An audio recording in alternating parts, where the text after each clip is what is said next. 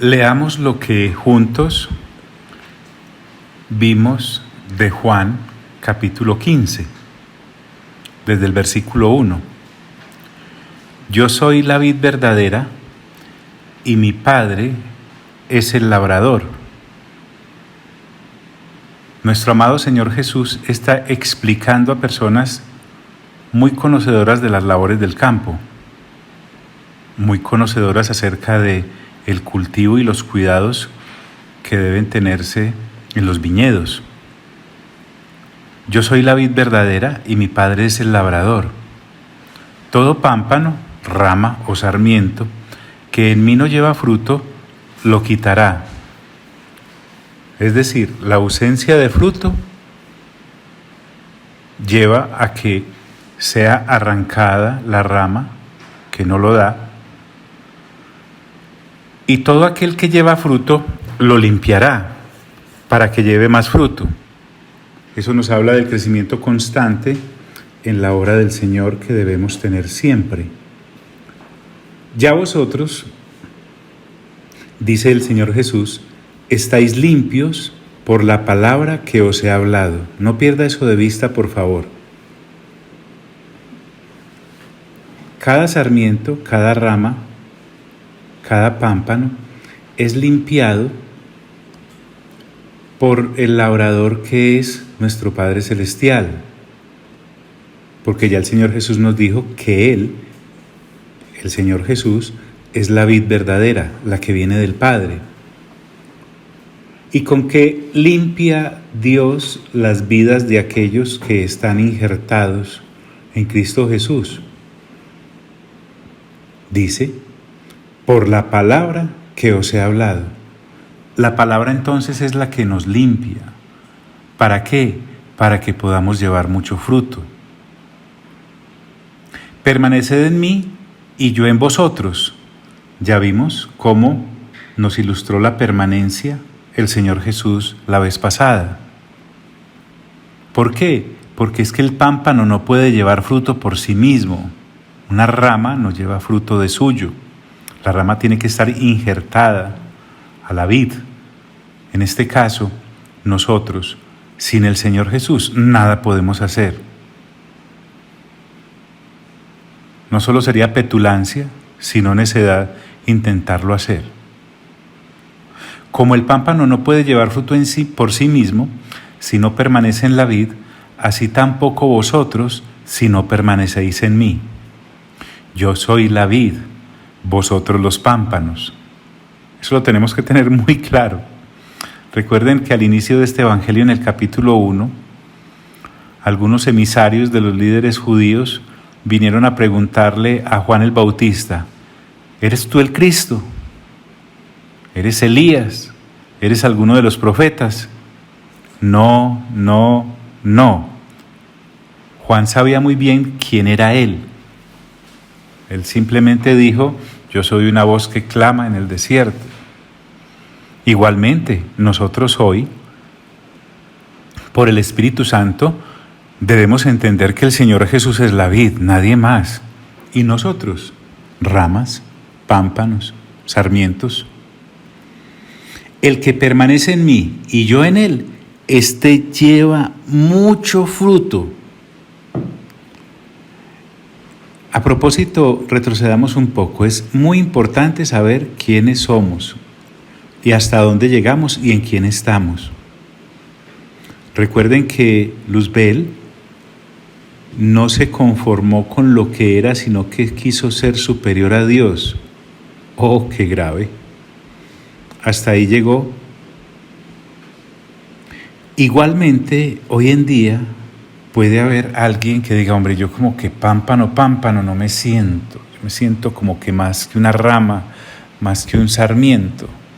¿Sabe qué? Yo me siento como la vid misma, como Jesús. Caramba, yo soy Jesús, no me había dado cuenta. No, Señor. Recuerde este versículo. Yo soy la vid, el Señor Jesús. Vosotros los pámpanos, o sea, nosotros los que creemos. El que permanece en mí y yo en él, éste lleva mucho fruto, porque separados de mí nada podéis hacer, la absoluta dependencia. El que en mí no permanece será echado fuera como pámpano y se secará.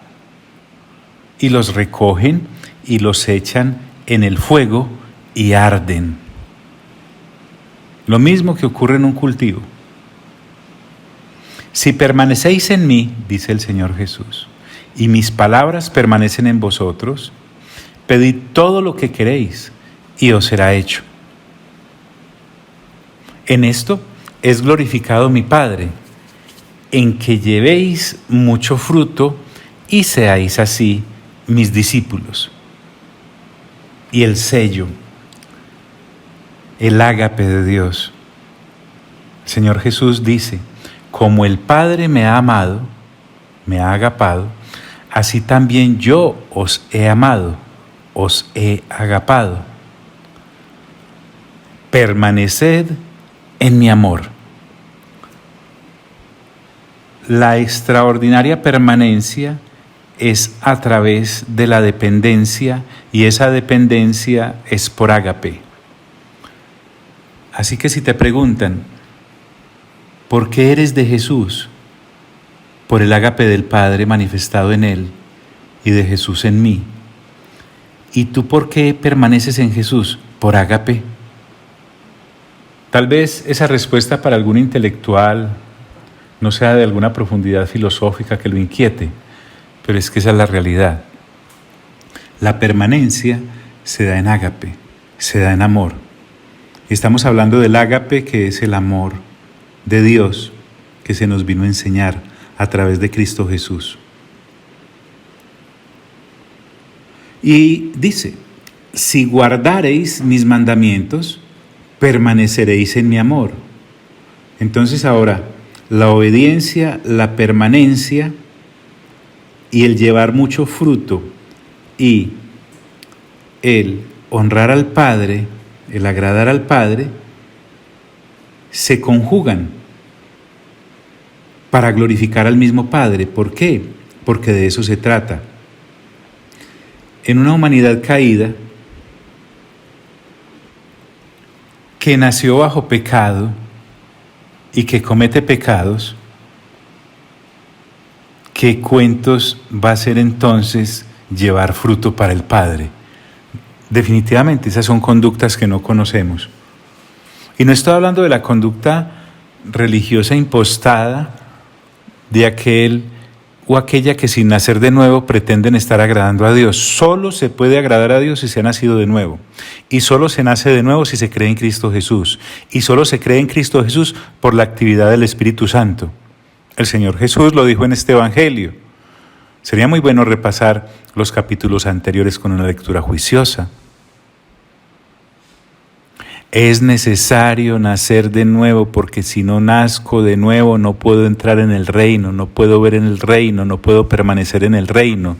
Allá en el capítulo en donde el Señor habla con Nicodemo, le dice: Nicodemo, si no naces de nuevo, no puedes entrar al reino. Luego le dice: no puedes ver el reino. Y aquí nos está diciendo tácitamente: no puedes permanecer en el reino. Por eso el Señor nos recuerda que si guardamos sus mandamientos, permaneceremos en su amor.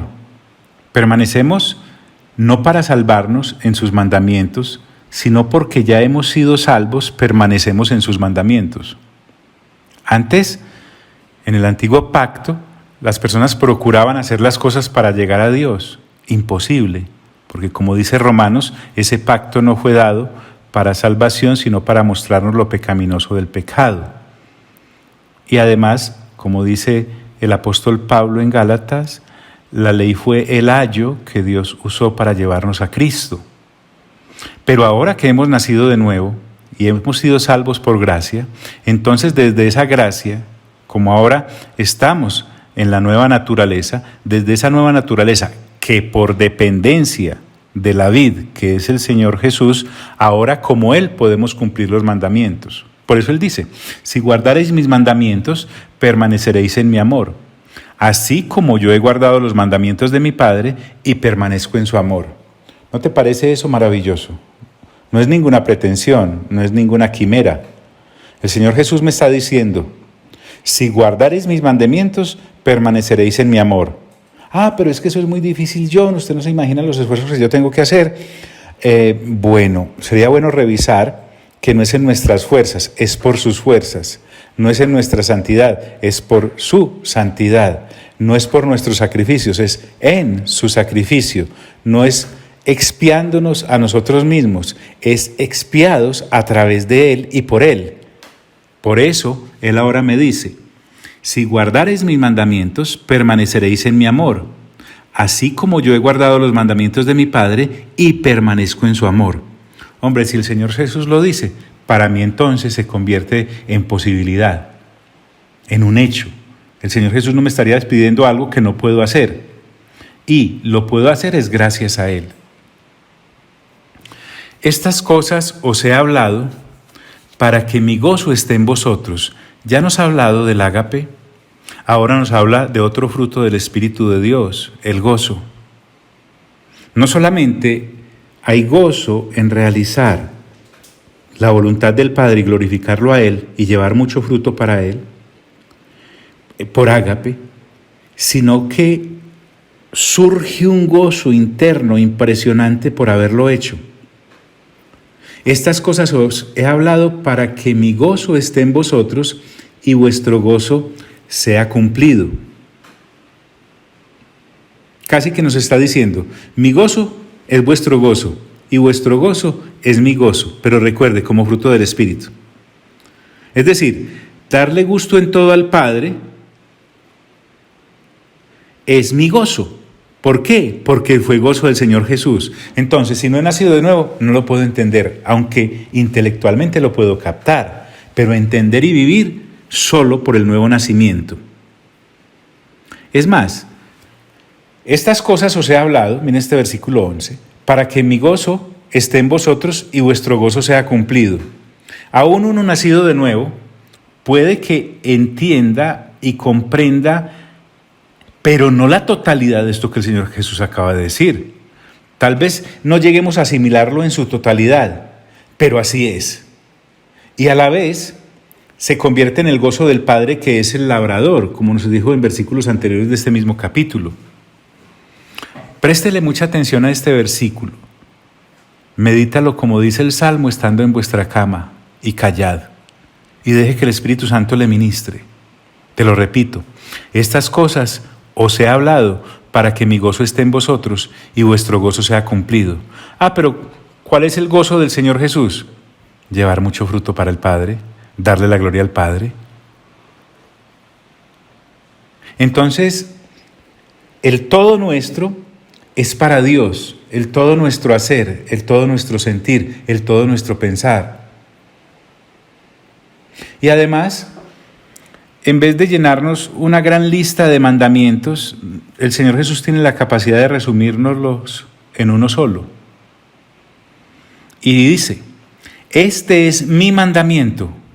Yo estaría al borde de la silla, en vilo, esperando qué es lo que va a salir de la boca del Señor Jesús. Este es mi mandamiento, : que os améis unos a otros como yo os he amado. Mira que a veces nosotros nos expresamos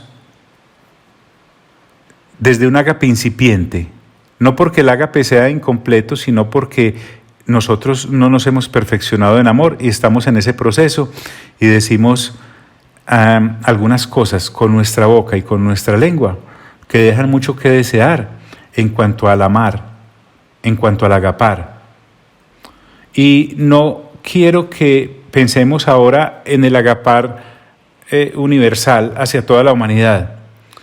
Pensemos muy bien en cómo nos expresamos de otros hermanos en Cristo Jesús o hermanas en Cristo Jesús. Algunos los admiramos, los respetamos y los queremos, pero carnalmente. Y te voy a explicar por qué. Porque nos caen bien.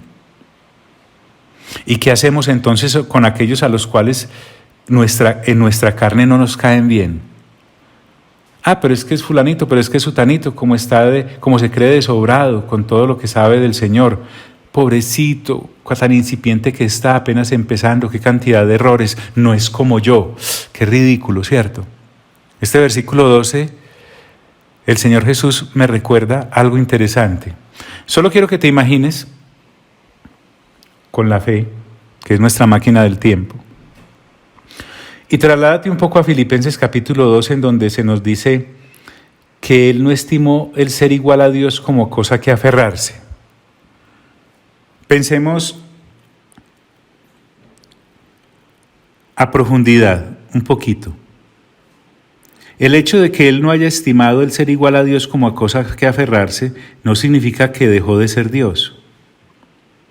Y no significa que no fue Dios o menospreció el ser Dios. Él es Dios. Ahora, el Señor Jesús toma cuerpo por el Espíritu Santo, como dice Hebreos, capítulo 10, y habita entre nosotros. Vayamos a cosas sencillas que hacemos todos los días, comer. ¿Tú cuál crees que sea la opinión o el pensamiento de alguien que es Dios comiendo entre hombres y mujeres? En un desayuno, en un almuerzo, en una comida, en un algo, en un sancocho como en el de la casa de Marta y María. No solamente la forma en cómo lo hacemos, así hayas sido educado o educada en sábanas de seda y que puedas además cumplir con todas las normas en la mesa, ¿sabes? ¿Para qué es la cuchara pequeña, el tenedor pequeñito? ¿Dónde va la copa del agua? ¿Dónde va la del vino? Todas esas cosas, usas bien la servilleta, ¿sabes? Inclusive tener la posición en... A los ojos de Dios como tal, que es perfecto, ¿dónde crees que tú que quedan todos nuestros buenos modales?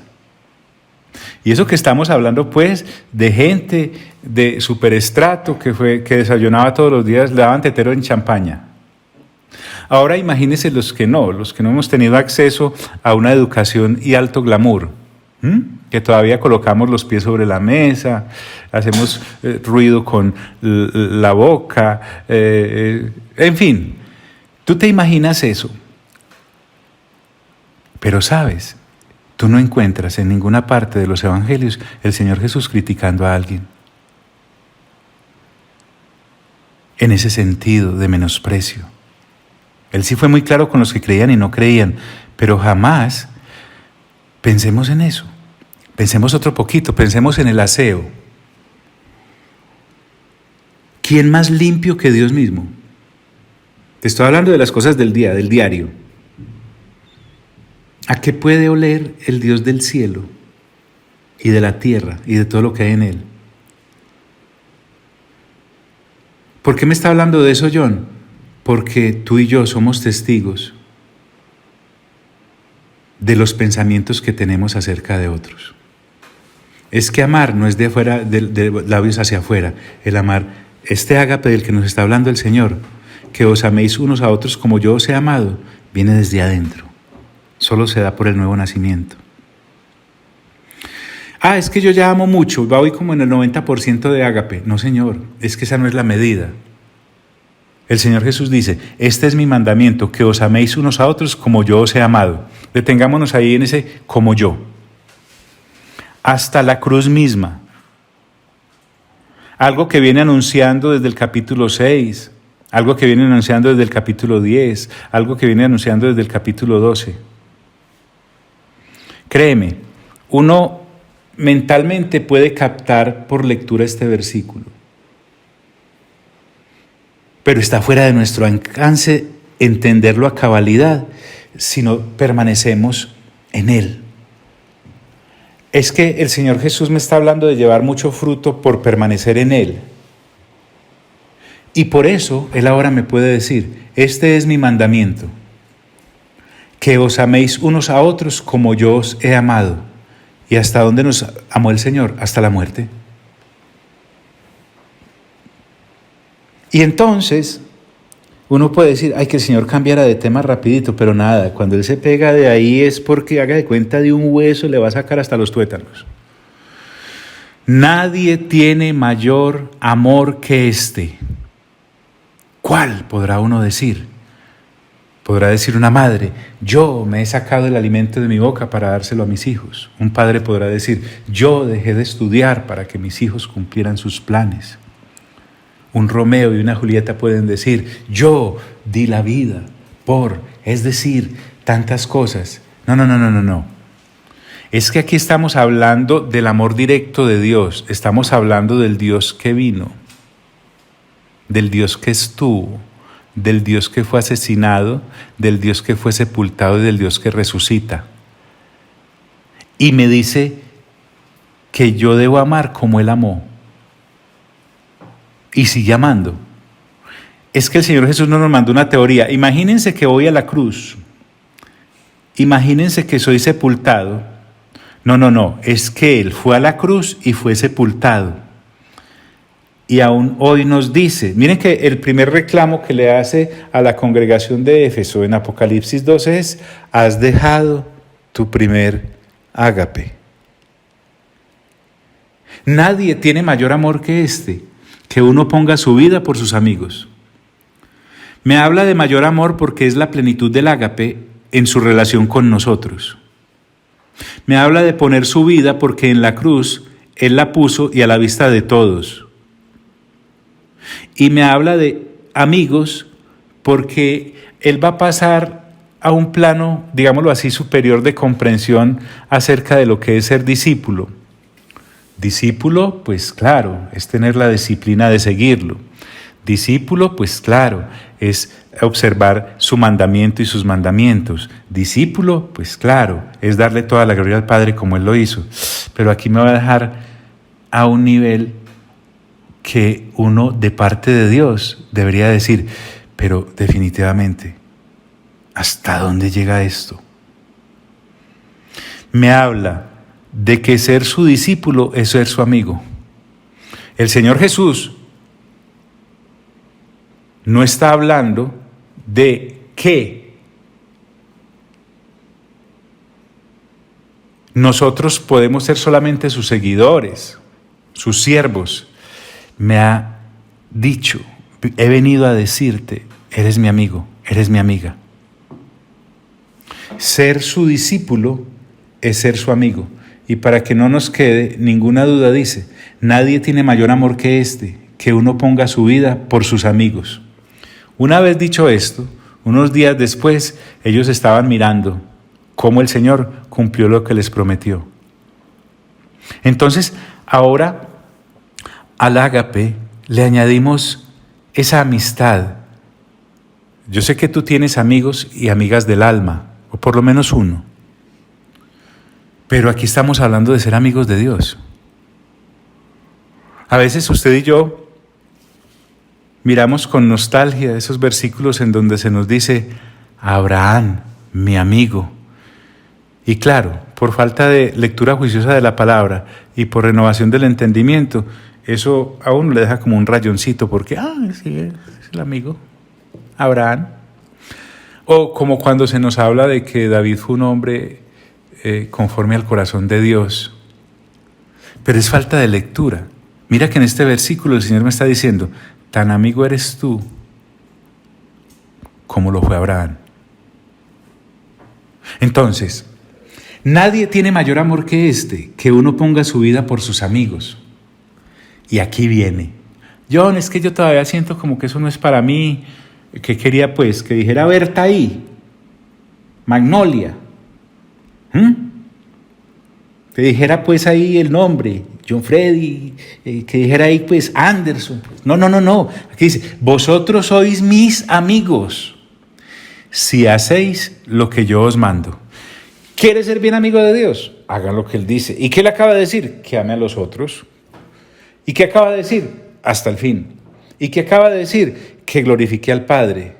¿Y qué acaba de decir? Que lleve mucho fruto para el Padre. Mire y verá que esas cosas no son gravosas. Entonces me dice, ustedes son mis amigos, y entonces ahí sí puedo ver incluidos mi nombre propio, hasta con cédula y todo ahí. Si alguien le dice a usted, ¿usted tiene amigos? Uno se llena el pecho diciendo, sí, fulano, sutano, mengano. Pero ¿sabes? Se nos debe llenar la boca diciendo, sí, soy amigo del Señor Jesús. Soy amigo del Padre y soy amigo del Espíritu Santo. Y tengo otros amigos humanos por ahí también, muy lindos, especiales, pero de la amistad que está hablando acá es de la amistad con el Dios Trino. Entonces recuerden, Abraham fue llamado el amigo de Dios. Verifíquelo en 2 de Crónicas, capítulo 20, o en Isaías, capítulo 41, o en Santiago, capítulo 2. Entonces, si hacéis lo que yo os mando, ¿y qué nos manda? Recuerden, la mejor explicación para un texto bíblico está en el contexto. Ya en versículos anteriores dijo, dar mucho fruto para el Padre. Eso es lo que el Señor nos está mandando. Y para dar mucho fruto para el Padre, tenemos que estar permanentemente unidos al Hijo. Y para estar permanentemente unidos al Hijo, tenemos que llevar mucho fruto para el Padre. Y eso se puede hacer gracias a la amistad que Él nos ha brindado. ¿Por qué? Porque Él no vino a buscar esclavos, Él no vino a buscar siervos. Yo sé que esto le duele mucho a la mente religiosa. Él vino a buscar amigos. Para el Padre vino a buscar hijos. Y para el Espíritu Santo vino a buscar un templo. Vosotros sois mis amigos si hacéis lo que yo os mando. Nuevamente, no son opciones, son decisiones. John, pero es que yo sí me considero un siervo y una sierva de Dios. Pablo dice, Pablo, siervo de Jesucristo, y tan en cada una de sus cartas.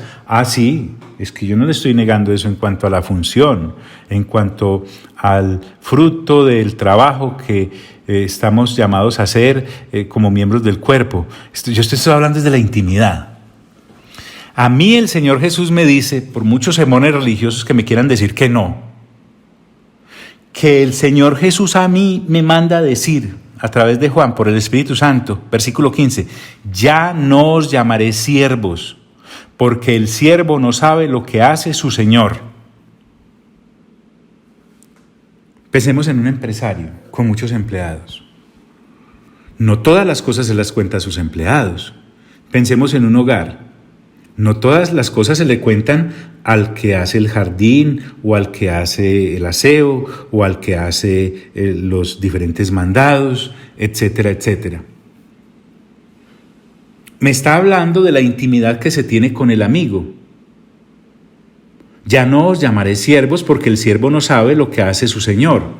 Yo no se está menospreciando las profesiones que acaba de enumerar. Jamás, nunca, yo he hecho de todo eso. Lo que te estoy diciendo es que el Señor Jesús me está diciendo, en este nuevo pacto ya no serán siervos, porque el siervo no sabe lo que hace su Señor.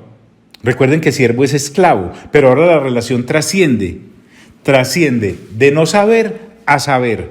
Prácticamente lo que el Señor Jesús me está diciendo es, en el antiguo pacto, todos los que estaban bajo el antiguo pacto de Moisés, ninguno sabía la mente del Padre, ni la mente del Hijo, ni la mente del Espíritu Santo. En este nuevo pacto, sí. ¿Por qué? Porque ahora ustedes no pueden ser siervos, porque en este pacto ustedes sí saben lo que hace su Señor.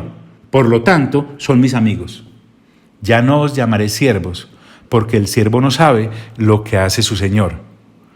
Pero os he llamado amigos, porque todas las cosas que oí de mi Padre os las he dado a conocer. Entonces cobra fuerza aquello de tener la mente de Cristo. Miren, vuelvo e insisto, en estos días en una de las cápsulas, pastillas, pócimas o tabletas que enviamos, mirando desde el Salmo 2, ampliándolo con Apocalipsis, empezamos a hablar del tema de la resurrección. Y entre los de aquella época había unos que se llamaban los saduceos, era una secta de los judíos que no creía en la resurrección. Y le hacen al Señor Jesús una pregunta, más para probarlo que para creer, acerca de una mujer que su marido muere sin dejarle hijos o descendencia. Entonces, por el levirato, el hermano tenía que tomarla hasta que ella tuviera hijos para ese que falleció sin darlos. En el ejemplo de ellos, 7 hermanos la tuvieron y le preguntan, ¿en la resurrección de quién será mujer?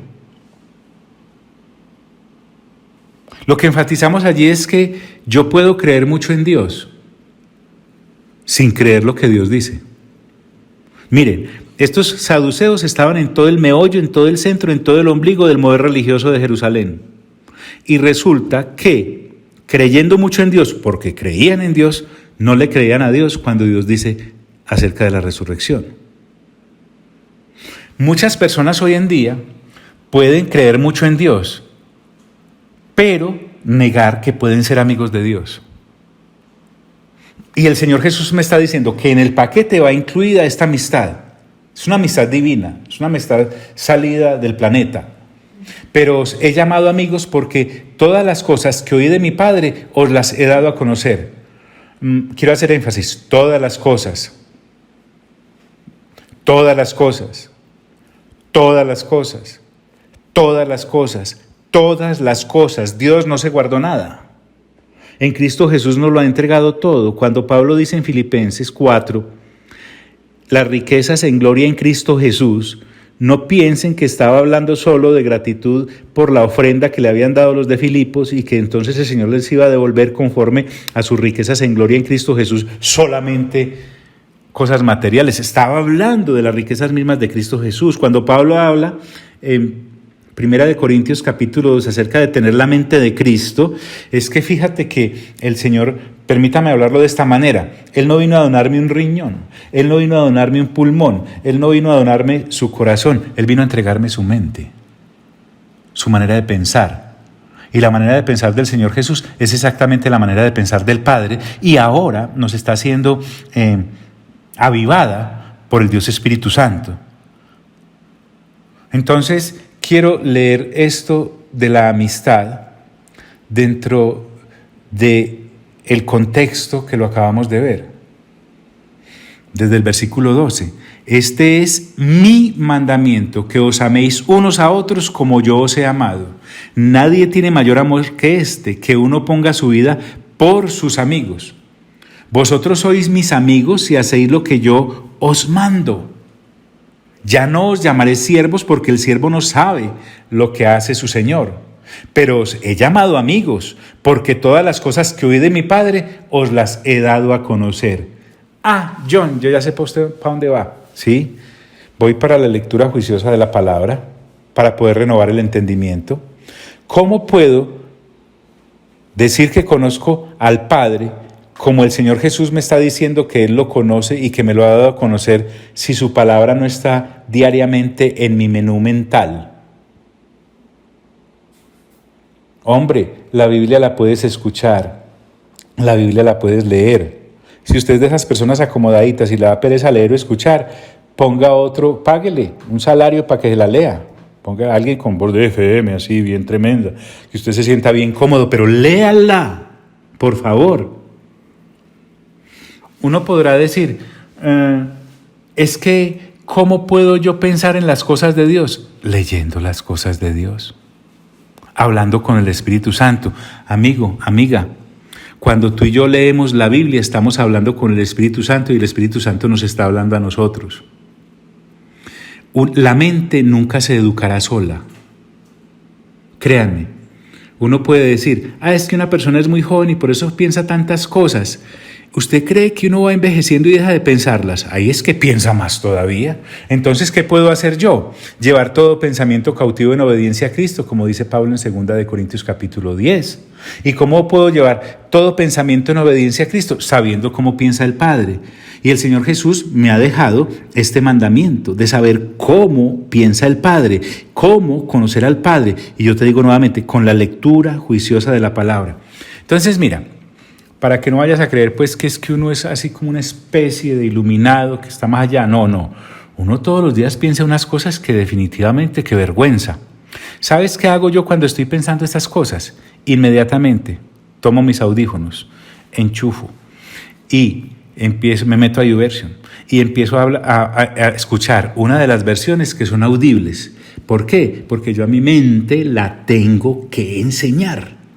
Y entonces, diariamente, empiezo a mirar las cosas como la mira Dios desde su palabra. No miro mis cosas y miro allá la palabra de Dios, sino que por estar en mí, la mente del Padre, la mente del Señor Jesús, la mente del Espíritu Santo. Oh, pues no le estoy hablando de control mental, de que usted llegó y se concentró y pensó en una luz y la siguió. No, cuidado, se pierde. Yo le estoy hablando es de que realmente mi cerebro, mi mente está inundada con la palabra de Dios. Sí, ya nací de nuevo, pero esa mente la tengo que nutrir. ¿Y con qué se nutre? Con la leche espiritual no adulterada, como dice Pedro, que es la palabra de Dios. John, es que yo escucho muchas prédicas y usted muéstreme por favor un solo versículo en donde el Señor Jesús diga o alguno de los apóstoles que uno se nutre en este caminar a punta de prédicas. No, es que yo escucho, es más, John, yo escucho las prédicas suyas. Con mayor razón debería leer la Biblia para verificar a ver si la cosa es así. Usted y yo debemos ser como los creyentes de Berea. Pablo mismo predicándoles y lo escuchaban atentamente. Se despedía Pablo de la reunión y ellos, ¿saben qué hacían? Iban a los escritos y al otro le decían a Pablo, sí, lo que estás diciendo es correcto, siga pues hablando. Ellos no se dejaban meter el dedo a la boca, los mordían. Entonces, el asunto acá es que la lectura juiciosa de la palabra me lleva a entender las cosas que el Señor Jesús oyó del Padre y que para eso vino el Señor Jesús, a dárnoslas a conocer. Amigos, amigas, es que vamos a pasar la eternidad con Dios. Es mejor acomodarnos desde ya. Listo. Fallecemos pues. Nunca leímos la palabra. Sí nacimos de nuevo, pero nunca leímos la palabra.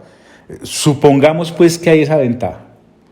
Y llega uno allá y el Padre quiere hablar alguna cosa con uno y uno no saber hablar el idioma del Padre porque el idioma del Padre está en su santa palabra, las Sagradas Escrituras, expresadas por el Dios Espíritu Santo, que para eso hizo escribir esos 66 libros,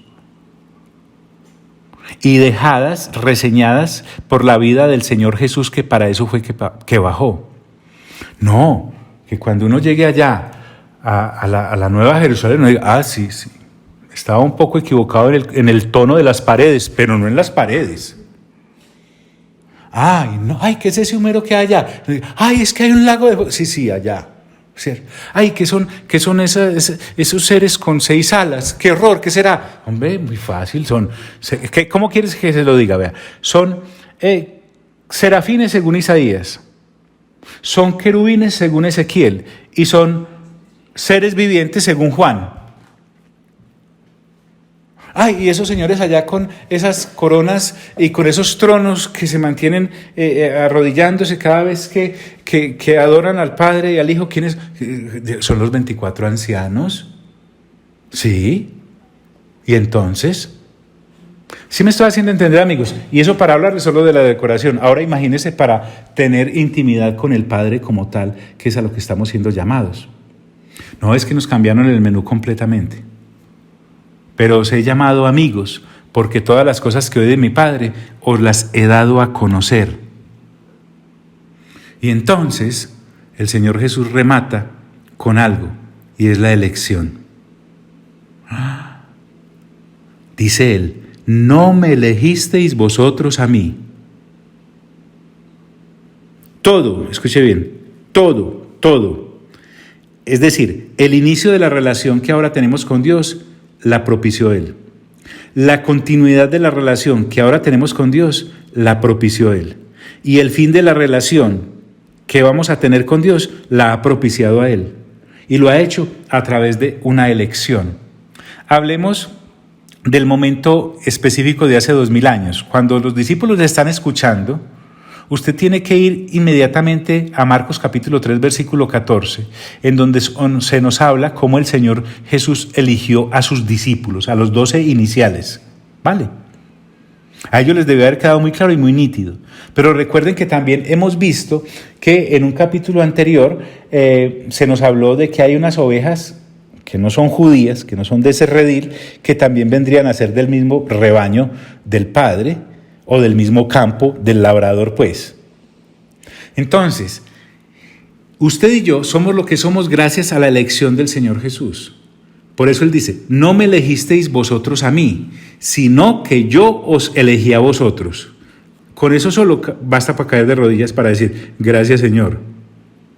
Sin ti no somos nada ni nadie. no me elegisteis vosotros a mí, sino que yo os elegí a vosotros. Y aquí viene. Recuerden que Él no suelta. A uno parece que al Señor Jesús se le fue la idea, pero vuelve y la agarra y aquí la trae. Dice, y os he puesto para que vayáis y llevéis fruto, y vuestro fruto permanezca. Está hablando de llevar y permanecer. Es decir, de lo recibido, de lo que el Señor Jesús nos ha enseñado del Padre, y de lo conocido que el Padre nos ha permitido conocer a través del Señor Jesús. Es lo que debemos transmitir, eso es llevar fruto. Uno a veces piensa que llevar fruto es que se conviertan muchos al Señor. Uno a veces piensa que llevar fruto es pastorear muchos para el Señor. Uno a veces que llevar fruto es evangelizar muchos para el Señor. Uno a veces piensa que llevar fruto es profetizarle a muchos para el Señor. Uno a veces piensa que llevar fruto es abrir la brecha para que muchos conozcan del Señor. Pírrica la cosa. Válida, pero muy pequeñita. Es que Él me está diciendo, el Señor Jesús, que de lo recibido que Él vino a traer, que fue conocer al Padre, recuerden, porque todas las cosas que oí de mi Padre os las he dado a conocer, de eso es que debemos llevar fruto. No es del ser humano hacia Dios, es de lo de Dios hacia el ser humano. Es decir, nosotros somos unas lámparas potentes, unas farolas, unas superexploradoras divinas, a través de las cuales la luz de Dios entra en medio de la oscuridad reinante. La luz en medio de las tinieblas resplandece. Ya lo vimos por allá en los primeros albores de Juan, en sus primeros capítulos. Y os he puesto para que vayáis y llevéis fruto, y vuestro fruto permanezca, porque solo lo que le demos del Padre, así como lo hemos recibido del Señor Jesús a los demás, es lo que va a permanecer. Yo os he puesto para que vayáis y llevéis fruto, y vuestro fruto permanezca, para que todo lo que pidiereis al Padre en mi nombre, Él os lo dé. Obviamente, como discípulos maduros, solo pediremos lo que de su agrado es, la del Padre. El asunto es que, básicamente, todo en Cristo ya nos ha sido dado. Uno no podría decir, hasta aquí llega la obra del Padre y comienza la del Hijo y después la del Espíritu Santo. No. Está muy bien mezclado. No se puede tener el uno sin tener el otro, y no se puede tener el otro sin tener a estos dos. Y todo gracias a ellos. Para que todo lo que pidierais al Padre en mi nombre, Él os lo dé. Amado Padre, hoy te damos muchas, pero muchas gracias. Gracias porque, pues es que no encuentro otra palabra para decirte gracias. Gracias eternas. Gracias por todo en Cristo Jesús. Gracias porque estas palabras han viajado 2000 años. Y quién sabe de aquí hacia adelante cuánto viajarán hasta tu retorno. Porque este pacto de amistad, este pacto de ágape, este pacto de gloria al Padre, este pacto de permanencia, este pacto de conocerte, está vigente. Y está vigente porque la puerta está abierta todavía. A ustedes sea toda la gloria, toda la honra y todo el honor, amado Padre, amado Hijo y amado Espíritu Santo, por los siglos de los siglos de los siglos, a la N siglos. Amén y amén.